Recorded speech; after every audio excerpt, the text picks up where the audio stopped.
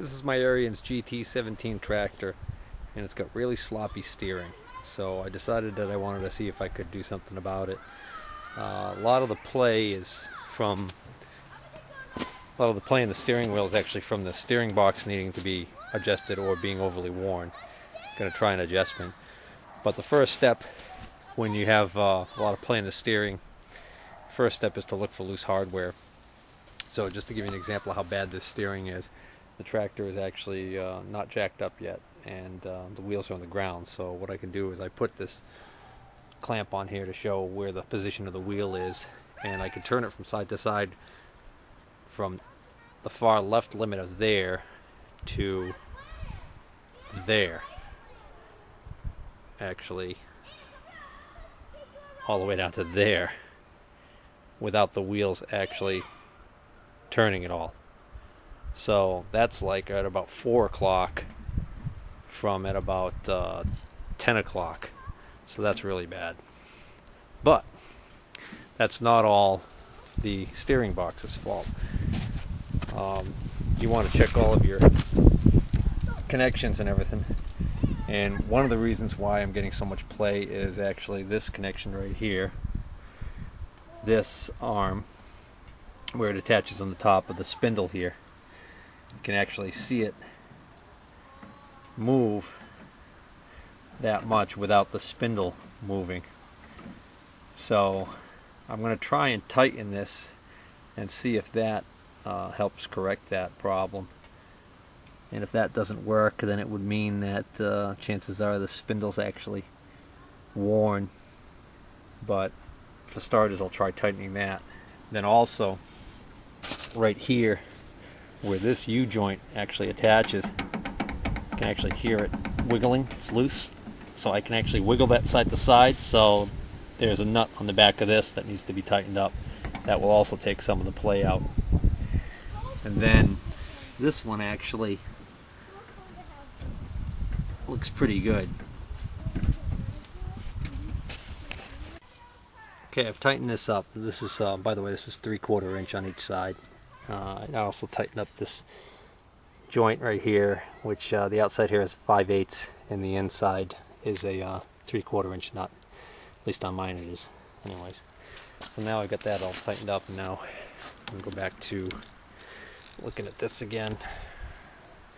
And so that's the left limit before it actually starts to turn the wheel to turn the tire, and that's the right. So now you can see we go only from about let's see,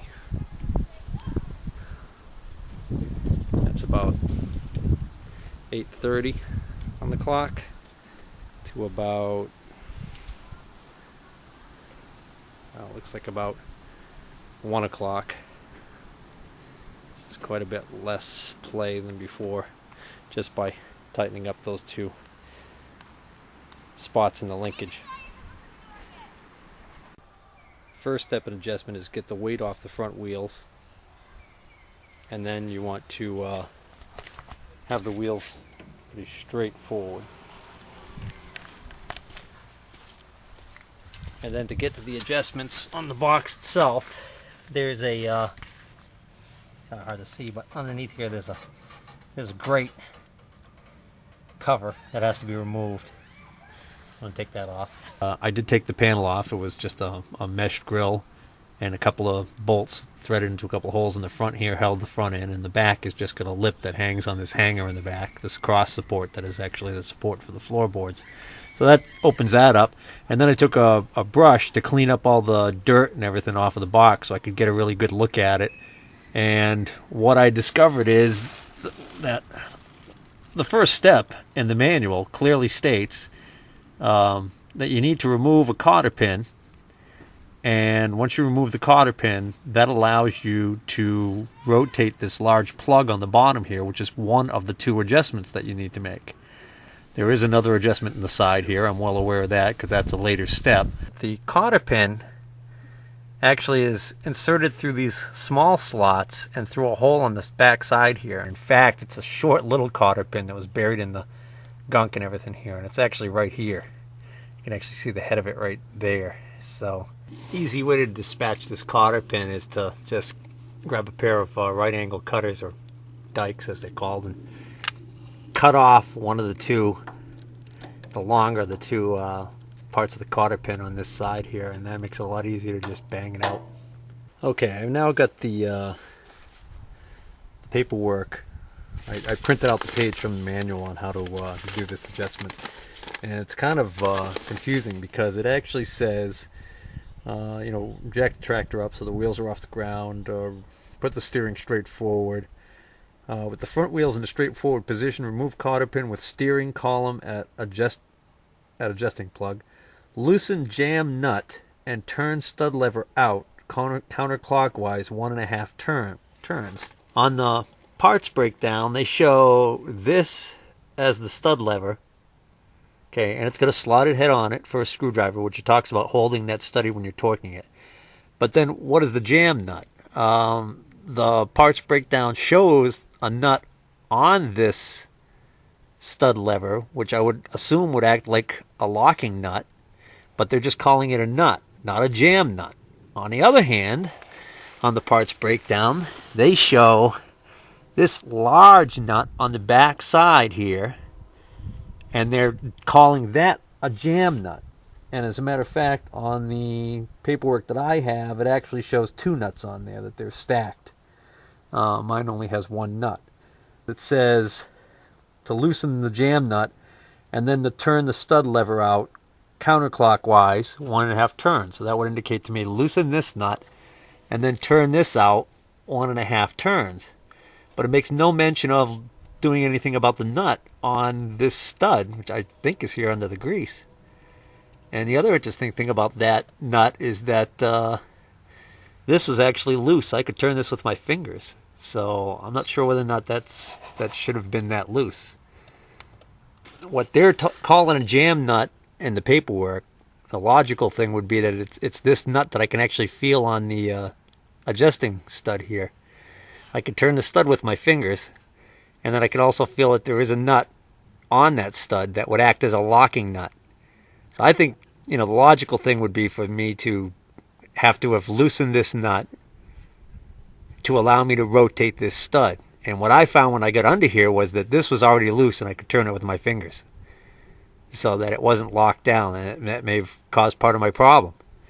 So I'm going with the assumption that this is the jam nut and that they just have it labeled improperly. And I've already rotated this out 1.5 turns. And so now the next step is I'm supposed to adjust this plug in the bottom here. I'm supposed to tighten that. I'm supposed to torque that to 4 to 6 foot-pounds. And then back it back off to the point where one of these little slots will line up with the hole, so I can put a new cotter pin in to lock it into position. So that's what I'm going to use. So I'm going to set up my torque wrench now. Okay, I have now torqued this to about 8 foot-pounds. And the next step is I'm supposed to turn this stud lever in until the free play from the steering wheel is removed. So I'm going to try and do that now. Okay, the free play is now removed. So after that has been removed, turn the stud lever clockwise until backlash is removed from the steering wheel. Do not force the adjusting screw. I only used my fingers, so I certainly wasn't forcing it. Now torque the jam nut to 35 to 45 pounds while keeping adjusting screw in position with screwdriver. That is the clue there that indicates to me that the nut that locks that adjusting stud is what they're calling the jam nut. Because why would the screw want to move if you're turning the jam nut that they show in the picture here, which is this big huge nut completely on the other side. So this locking nut is what they're talking about. So I've got to torque that down to 35 to 45 foot-pounds while keeping the adjusting screw in position with the screwdriver.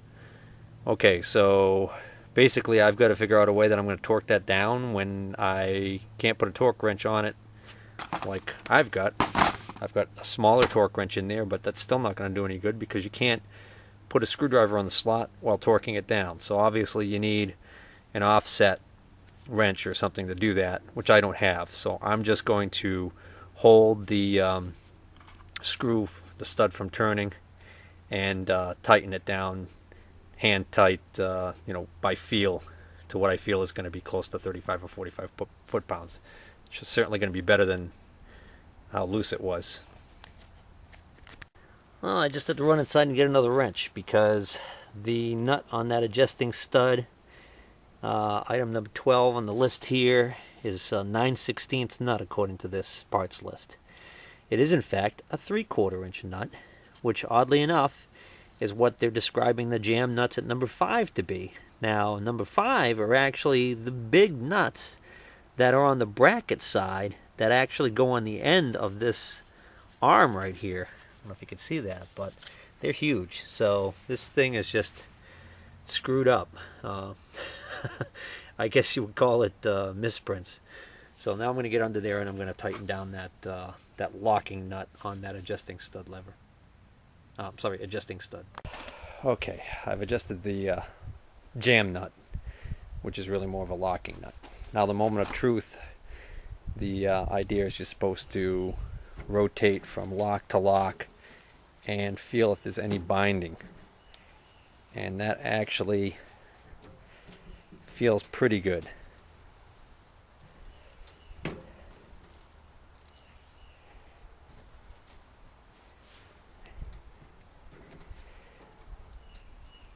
There's one section here where it is binding. So what I'm going to want to do is, I'm setting it back to the middle here, is go back underneath there and basically back off on either the bottom plug or the side or both until you get a good feel for where you've minimized the amount of backlash in the steering wheel, but you have zero binding. Now, the temptation would be to leave it the way it is. The problem is you run the risk of excessive wear to the steering gear if you do that. So that's not a good idea. So I am going to, I like how tight the steering is right here. Very little backlash, but it is binding right there in the middle. So I'm going to get back under there and readjust. Just back it off slightly. What I did was I went under there, and the large adjusting plug on the bottom of the steering column, when I had initially torqued that to 8 pounds, it was actually probably on the strong side of 8, closer to 10 pounds because of my torque wrench. So my torque wrench, it's a 1/2 inch drive, so it's not really good for doing small amounts of torque like that. I have a 3/8 inch drive torque wrench, which is in inch pounds, which if you convert inch pounds to foot pounds, it would be probably better for this job. But the problem is my socket with the screwdriver attachment on the end there that fits that plug so well was for the 1/2 inch drive. Make a long story short, I decided to back that plug off. What I did was I backed that plug off to the next slot for the cotter pin, which was probably like maybe a 10-degree or 15-degree turn at the most. And after I did that, my binding went away. It no longer, I can go from lock to lock now, and it doesn't bind at all. And I still have a minimum amount of free play. I don't know if you can actually see that, but you can actually see the wheel is moving a little bit. I mean, the play that I've got in the steering now, from the steering wheel to this arm here, is pretty much near zero. Any play I'm getting now really is more the ball joints here, the wear in the ball joints. It's not excessive, but it's there. So I'm happy with the way it's acting right now. So the last step to do before you wrap up this adjustment is to turn the wheel lock to lock, yada yada yada. That would be to grease the steering box if you haven't done so recently. And the procedure for greasing the steering box is actually rotate the steering wheel full right and fill gearbox with grease until grease is forced out around cam follower adjusting screw. So here they're calling it a cam follower adjusting screw, whereas on the other page they were calling it a stud lever. That's interesting, because they can't make up their minds what to call it. Anyways, so what you want to do is you want to turn the wheel all the way to the right, and then there's a zert fitting right underneath there. It's real easy to get to when you've got this bottom panel off, so now's the time to grease that. And that just about does it.